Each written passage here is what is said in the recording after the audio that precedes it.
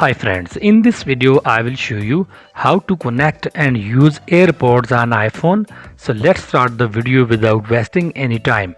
First of all, turn on Bluetooth on your iPhone and bring AirPods near to iPhone and then open charging case of AirPod.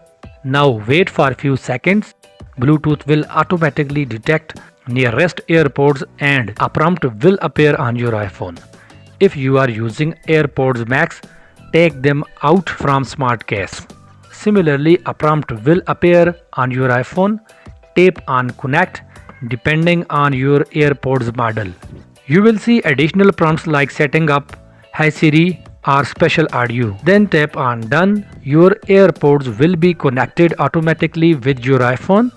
If you want to change setting of your AirPods, so tap on settings and tap on AirPods to see available options. So in this way you can pair and use AirPods on your iPhone. I hope you will find this video helpful.